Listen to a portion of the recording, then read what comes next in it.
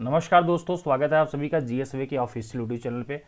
तो गाइज आज हम इस वीडियो में आप सभी से डिस्कस करने वाले हैं टॉप 25 जीके के क्वेश्चंस के बारे में, जो आपके पेपर्स के लिए बहुत ही उपयोगी होंगे। तो चलिए स्टार्ट करते हैं। आज का पहला क्वेश्चन आपके स्क्रीन पे दिख रहा होगा। लिखा हुआ है, पानीपत का प्रथम युद्ध किनके बीच लड़ा गया। पहला ऑप्शन है हुमायूं और इब्राहिम लोदी, दूसरा है बाबर इब्राहिम लोदी, अकबर और इब्राहिम लोदी, जहांगीर और इब्राहिम लोदी। तो जो पहला युद्ध था आपका पानीपत का, वो बाबर और इब्राहिम लोदी के बीच में लड़ा गया था। कब लड़ा गया था ये युद्ध? ये युद्ध लड़ा गया था 21 अप्रैल 1526 ईस्वी में बाबर और इब्राहिम लोदी के बीच में लड़ा गया था। पानीपत में 2 युद्ध और हुए हैं, मतलब टोटल मिला के 3 युद्ध हुआ था। तो सेकंड के बारे में डिस्कस कर लेते हैं। तो जो सेकंड वार हुआ था आपका, हो सकता है पेपर में बन जाए आप सभी के, तो वो हुआ था 5 नवंबर 1556 ईस्वी में। 1556 ईस्वी में हुआ था। किसके किसके बीच में हुआ था? अकबर वर्सेस शेर शाह सूरी।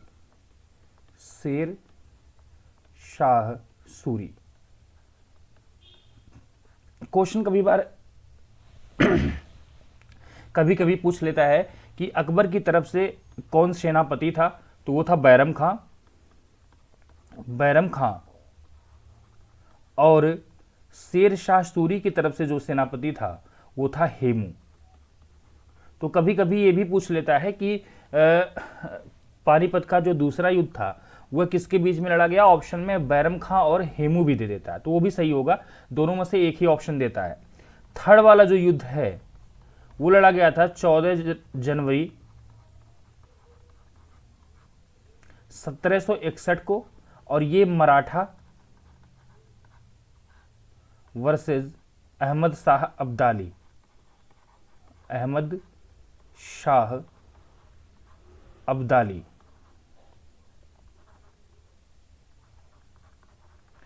शाह अब्दाली के बीच में लड़ा गया था ये। ठीक है, चलिए अगले क्वेश्चन में बढ़ते हैं। अगला है, किसी भारतीय राज्य की प्रथम महिला मुख्यमंत्री। ऑप्शन है सरोजिनी नायडू, सुचेता कृपलानी, ममता बनर्जी, इंदिरा गांधी। तो इसका राइट आंसर हो जाएगा सुचेता कृपलानी। और इनको 1963 में यूपी का मुख्यमंत्री बनाया गया था। यूपी मतलब उत्तर प्रदेश का मुख्यमंत्री बनाया गया था इनको। और इनका कार्यकाल 1963 से लेकर के 1967 तक चला था। सुचेता कृपलानी जी का फोटो देख सकते हैं, ये है। और ये भारतीय राज्य की प्रथम महिला मुख्यमंत्री थी, याद रखिएगा, किसी भी भारतीय राज्य की। अगला है कि भारत का प्रथम गवर्नर जनरल कौन था। ऑप्शन दिया गया है आपका William Bentinck, Warren Hasting, Lord Wellesley, Lord Minto. तो भारत का प्रथम गवर्नर जनरल जो था वो विलियम बेंटिक था। विलियम बेंटिक, इसके बारे में थोड़ा सा चर्चा कर लेते हैं, किस तरीके से गवर्नर जनरल बनता है ये। तो इसके पीछे है कि एक 1833 का चार्टर एक्ट आया था। 1833 का चार्टर आप सभी को याद होगा। इसमें क्या हुआ था, जो बंगाल का जो गवर्नर जनरल होता था, इसी को क्या कर दिया गया, कन्वर्ट कर दिया गया और उसको भारत का गवर्नर जनरल बना दिया गया। भारत का गवर्नर जनरल। ठीक है, याद रखना हमेशा आप सभी लोग कि भैया जो बंगाल का गवर्नर जनरल था उसी को 1833 के चार्टर के माध्यम से भारत का गवर्नर जनरल बना दिया गया था, याद रखिएगा। तो विलियम बेंटिक पहले आपके भारत के गवर्नर जनरल थे, प्रथम। ठीक है, चलिए अगला क्वेश्चन है, यहां पे देख सकते हैं आप, इनकी फोटो को देख लीजिएगा। अगला क्वेश्चन है आपका, भारत में प्रथम अंग्रेजी समाचार पत्र कौन सा है। तो अंग्रेजी समाचार पत्र ऑप्शन है मुंबई कुरियन, बंगाल जनरल, दी बंगाल गजट, कलकत्ता गजट। तो अगर हम बात करें यहाँ पे, तो प्रथम अंग्रेजी समाचार पत्र भारत का तो वो था बंगाल गजट। ठीक है, और इसकी शुरुआत जो हुई थी आपकी बंगाल गजट की, वो हुई थी 1780 में। ठीक है, और किसने इसकी शुरुआत की थी, उनका नाम था जेम्स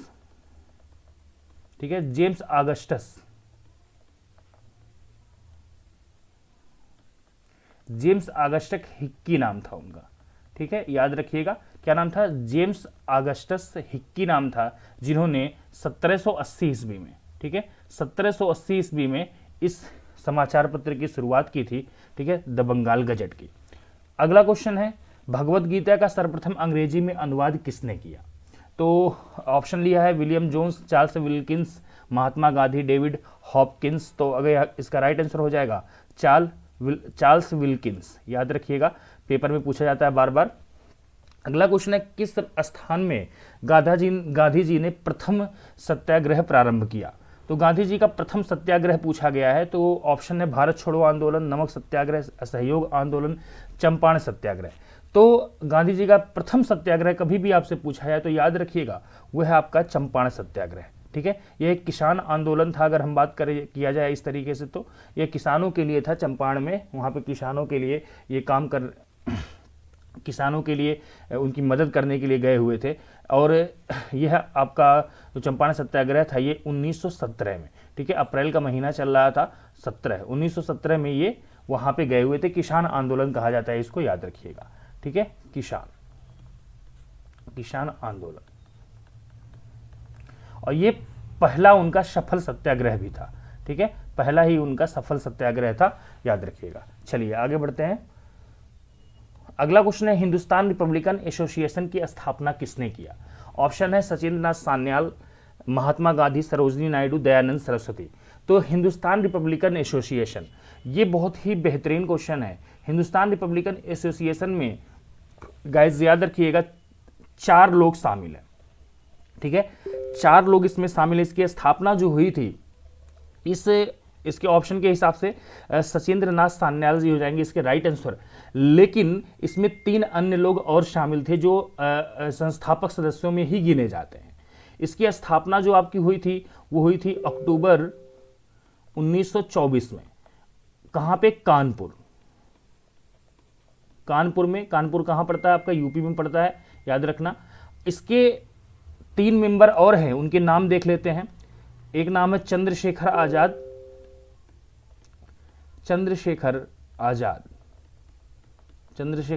साहब थे। राम प्रसाद बिस्मिल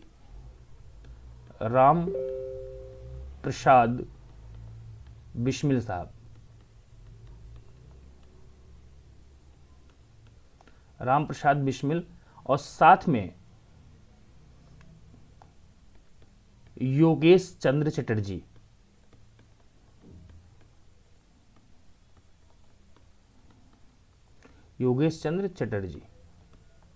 तो ये तीनों भी संस्थापक सदस्य कहे जाते हैं, ठीक है, संस्थापक, ये भी संस्थापक सदस्य ही थे, मतलब फाउंडर मेंबर्स में से ही हैं ये। तो सचिंद्र नाथ सान्याल भी शामिल थे। तो 4 लोगों ने मिल करके हिंदुस्तान रिपब्लिकन एसोसिएशन की स्थापना किया था कानपुर में 1924 में। तो याद रखिएगा, कभी आपसे इन तीनों नाम भी आ सकता है, सचिंद्र नाथ सान्याल की जगह पे चंद्रशेखर आजाद भी आ सकता है, तो याद रखिएगा। अगला क्वेश्चन है, रडार का आविष्कार किसने किया था? तो ये बहुत ही फेमस क्वेश्चन है, वो बार बार पेपर्स में रिपीट होता रहता है। ऑप्शन है रेगिनाल्ड फेसेडेन, अल्बर्ट टेलर, ग्लियोल्मो मार्कोनी, कार्नेलिस डेब्रिल। तो इसका राइट आंसर हो जाएगा अल्बर्ट टेलर, ठीक है, लेकिन इन्होंने अकेले नहीं किया था। याद रखिएगा, रडार का जो आविष्कार था वो 2 लोगों ने मिल के किया हुआ है। इनके साथ एक और थे जिनका नाम था लियो सी यंग। क्या नाम था? लियो सी यंग, ठीक है, याद रखना। और इसका आविष्कार हुआ था 1930 में, ठीक है, रडार का आविष्कार जो आपका हुआ था वो 1930 में हुआ था। अल्बर्ट टेलर प्लस लियो सी यंग ने मिलकर के रडार का आविष्कार किया था। अगला क्वेश्चन है, बिहू का संबंध किस राज्य से है? तो ये बहुत ही आसान है। बिहू का संबंध अगर हम बात करें तो असम राज्य से है। एकदम आसान क्वेश्चन है, याद रखिएगा। अगला क्वेश्चन है, बौद्ध धर्म ग्रहण करने वाली पहली महिला कौन थी? ऑप्शन है गौतमी, ममता, विजयलक्ष्मी, श्यामलता। तो इसका राइट आंसर हो जाएगा आपका गौतमी, ठीक है। कभी भी आपसे पूछे तो इस बात का ध्यान रखिएगा सभी लोग कि गौतमी जी ने बौद्ध धर्म ग्रहण करने वाली पहली महिला थी ये, ठीक है। अगला क्वेश्चन, अगला है कि प्रार्थना समाज की स्थापना किसने किया? ये बेहतरीन क्वेश्चन है। ठीक है। प्रार्थना समाज की स्थापना किसने किया? तो प्रार्थना समाज की स्थापना करने वाले हैं आत्माराम पांडुरंग, ठीक है, याद रखिएगा। प्रार्थना समाज की जो स्थापना हुई थी वो आत्माराम पांडुरंग साहब ने किया था, याद रखिएगा, ठीक है। बढ़े आगे, कब किया था इन्होंने? 1867 में किया था, ये भी बता देता हूं कहां पे, बंबई में, ठीक है, ठीक है, बंबई में किसने किया था? आत्माराम पांडुरंग ने। चलिए अगला क्वेश्चन है, पल्लव राजा की राजधानी थी तो कांचीपुरम, बेलगाम, वैशाली, तोशली। तो पल्लव राज की राजधानी अगर हम बात करें तो वो कांचीपुरम हुआ करती थी, ठीक है। पेपर्स में कई बार पूछा जाता है इस टाइप के क्वेश्चन। अगला क्वेश्चन कह रहा है, भारतीय जनसंघ की स्थापना किसने की? भारतीय जनसंघ, इंपॉर्टेंट क्वेश्चन है, ठीक है। तो ऑप्शन है राजा राम मोहन राय, बाल गंगाधर तिलक, श्याम प्रसाद मुखर्जी, जयप्रकाश नारायण। तो अगर इस ऑप्शन के हिसाब से देखा जाए यहाँ पे तो श्यामा प्रसाद मुखर्जी हो जाएंगे, ऑप्शन नंबर सी। लेकिन इसके दो संस्थापक सदस्य और भी थे, ठीक है, याद रखिएगा। इसकी स्थापना 1951 में हुई थी, 1951 में। कहां पे? दिल्ली में। दिल्ली में इसकी स्थापना की गई थी 1951 में। और इसके 3 संस्थापक सदस्य थे। नंबर 1 श्याम प्रसाद मुखर्जी, दूसरा नाम था बलराज मधोक, और ये दूसरे नाम था इनका, दूसरे सदस्य का। और तीसरे सदस्य थे लाल कृष्ण आडवाणी, ठीक है, याद रखिएगा। तो इसके 3 संस्थापक, ये क्या है? फाउंडर मेंबर है, ठीक है, ये फाउंडर मेंबर है अगर हम बात करें तो। और 1951 में इसकी स्थापना हुई थी दिल्ली में, भारतीय जनसंघ की स्थापना, ठीक है, जनसंघ कहा जाता है उसको। चलिए आगे बढ़ते हैं। अगला क्वेश्चन है, किस देवता के लिए ऋग्वेद में पुरंदर शब्द का प्रयोग किया गया है? ऑप्शन है वरुण, बृहस्पति, विष्णु या इंद्र। तो बहुत ही आसान क्वेश्चन है, पुरंदर इंद्र के लिए कहा गया है, ठीक है। चलिए अगला है, किस नदी को चीन का दुख कहा जाता है? साक्सगाम, ह्वांग हो, सी नदी या शियांग। तो चीन का दुख अगर हम बात करें तो चीन का दुख ह्वांग हो, ठीक है, ह्वांग हो नदी को कहा जाता है चीन का दुख। अगला क्वेश्चन, अगला है 1929 तथा 1930 ईस्वी के मध्य किसने प्रतीक मुद्रा के रूप में ताम्र के सिक्के जारी किए? प्रतीक मुद्रा के रूप में, ठीक है। प्रतीक का मुद्दा मतलब है यहाँ पे कि सांकेतिक मुद्रा थी एक तरीके की, सांकेतिक मुद्रा, ठीक है, मतलब जो सोने चांदी के सिक्के चल रहे थे उसके बदले उन्होंने ताम्र के प्रतीक मुद्रा चालू किया। अकबर, बाबर, मोहम्मद तुगलक या हुमायूं। तो यहाँ पे मोहम्मद तुगलक हो जाएगा राइट आंसर, मोहम्मद तुगलक ने ही जारी किए थे। अगला क्वेश्चन है कि सिकंदर के आक्रमण के समय उत्तर भारत में किस राजवंश का शासन कायम था? उत्तर भारत की बात कर रहा है, नॉर्थ इंडिया की बात कर रहा है भैया। जब सिकंदर ने आक्रमण किया था तो उस समय उत्तर भारत में किस राजवंश का शासन कायम था? चालुक्य, नंद, पल्लव या फिर मौर्य। तो उस समय नंद वंश का शासक था, ठीक है, नंद वंश का शासन कायम था नॉर्थ इंडिया पे, उत्तर भारत पे। अगला क्वेश्चन है, किसके नेतृत्व में भारत का स्वतंत्रता संघर्ष एक जन आंदोलन बन गया? जन आंदोलन का मतलब होता है कि लोगों तक पहुंच जाना, कोई भी संघर्ष जो लोगों तक पहुंच गया या कोई भी आंदोलन जो लोगों तक पहुंच गया। तो ऑप्शन है बाल गंगाधर तिलक, जवाहरलाल नेहरू, सुभाष चंद्र बोस, महात्मा गांधी।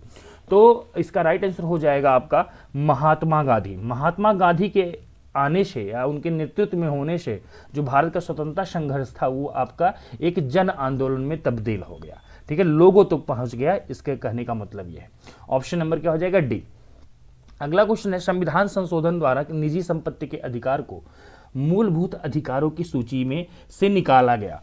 देखिए पहले जो आपका संपत्ति का अधिकार था, ठीक है, ये आपका फंडामेंटल राइट था, ठीक है, मूल अधिकार हुआ करता था और आर्टिकल 31 के तहत था, ठीक है। ये हमारे मूल संविधान की मैं बात कर रहा हूँ। मूल संविधान में यह फंडामेंटल राइट्स के अधीन था और 31 में था, आर्टिकल 31 था संपत्ति का अधिकार, यह आपका एक फंडामेंटल राइट था, मूल अधिकार था। लेकिन 44वां संविधान संशोधन, ठीक है, 44वां कॉन्स्टिट्यूशन अमेंडमेंट किया गया और इसके माध्यम से, ठीक है, कब हुआ था ये? 1978 में, ठीक है, 1978 में हुआ था आपका 44वां संविधान संशोधन। और आर्टिकल 31 को, ठीक है, हटा दिया गया और उसको 300 ए में डाल दिया गया, या 300 क कहते हैं उसको, और इसको एक विधिक अधिकार बना दिया गया। ठीक है, क्या कर दिया गया? विधिक अधिकार। ठीक है, विधिक अधिकार बना दिया गया।